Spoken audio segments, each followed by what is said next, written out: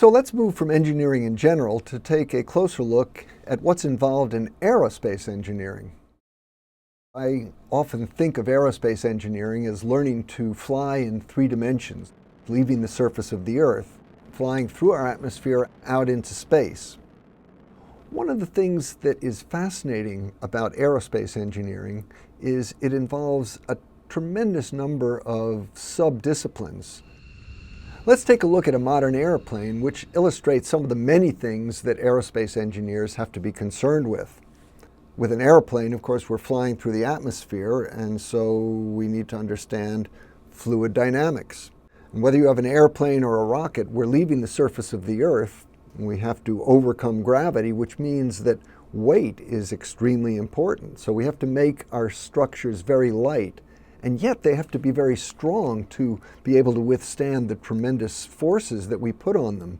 So one of the unique things about aerospace engineering is learning how to make systems that are both light and strong. And that's what's involved with what we call structures and materials. And of course, we will have to make things go very fast, so propulsion is an important part of aerospace engineering. And we have to understand the dynamical behavior of the vehicles we design so that we can design control systems which allow us to make them do the things that we want them to do.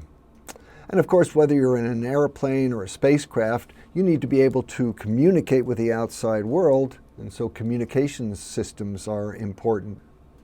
Software and computers nowadays sometimes make up 50% of the cost of a modern aerospace vehicle.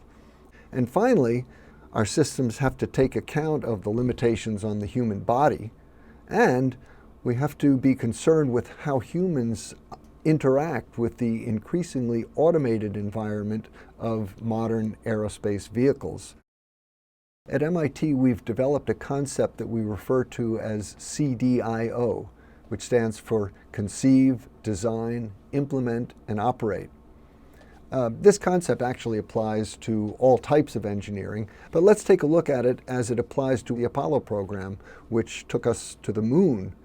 President Kennedy, back in the early 1960s, said, "I believe that this nation should commit itself to achieving the goal before this decade is out of landing a man on the moon and returning him safely to the Earth." That was the basic concept. President Kennedy said, "We will send a man to the moon and bring him back safely before the end of the decade."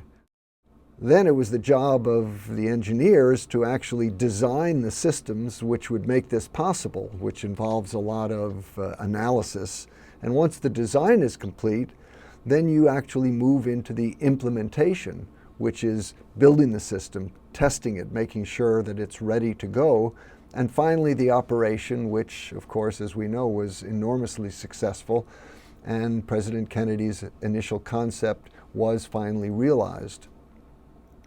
Let's take a brief look at what the qualities are that someone needs to be an aerospace engineer.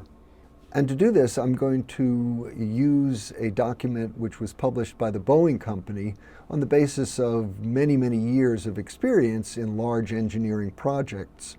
First of all, to be a successful engineer, you have to understand the basic science and math that you're going to be using throughout your career. And of course, nowadays that includes competency with information technology. We build things as engineers. And when you're working for a company which is going to build large numbers of aerospace systems, then it's very important that when you're designing something that you understand how that object is actually going to be manufactured and used. So understanding the entire process, which we referred to again as CDIO, even if you're only at the beginning of it in designing, you have to be able to imagine how your system is going to operate through the end of its life. And engineering is multidisciplinary. To be successful, even if you're working on the, say, structures and materials part of an aerospace system, you better understand how that relates to the propulsion and the control systems. And basically, a systems perspective is a critical part of aerospace engineering. And then engineers work in a societal context. We have to understand why we're designing the systems that we're going to be building and operating, what need they fulfill in society, and we relate to customers, particularly if you're working in industry. It's great to design something, but if it's something that people don't want, don't need, and aren't going to buy, then it's not going to be a success. I talked about the enormous importance of communication, and Boeing confirmed this, that they want their engineers to be able to communicate with one another, to share ideas. Ethical standards are critical for the safety of the systems that we're building, because human lives depend on the work that aerospace engineers do.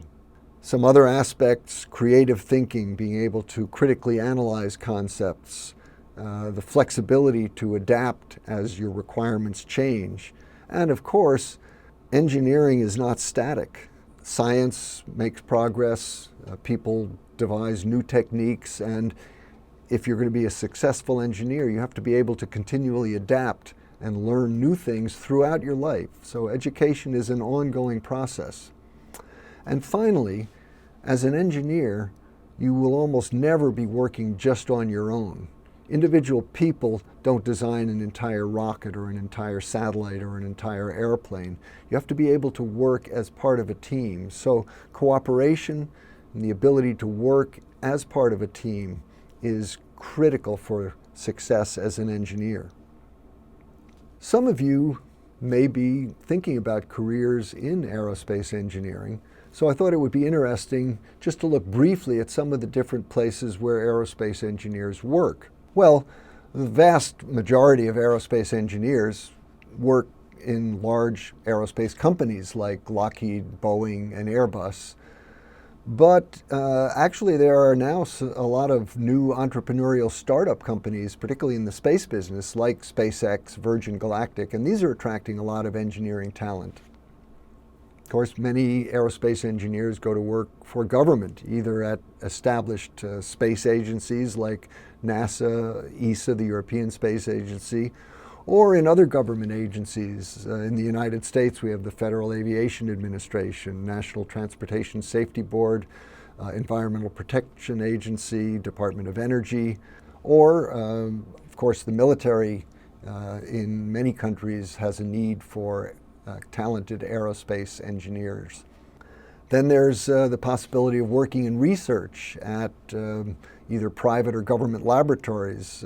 In this country, the United States, we have the Draper Laboratory near MIT, the Applied Physics Lab, the National Institute of Standards and Technology, and so on. Or working in academia. Many engineers are working at universities. And then there are some non-traditional disciplines. As an aerospace engineer, you are going to get a basic background in all aspects of engineering, which will allow you to work in other types of engineering if you so desire. Or sometimes even in non-engineering areas, because as an engineer you've learned about analysis, problem solving, the use of computers, and these are valuable skills for Wall Street analysts, for doctors, law, and the consulting business. So there's a wide variety of possible careers for someone with a good background in aerospace engineering.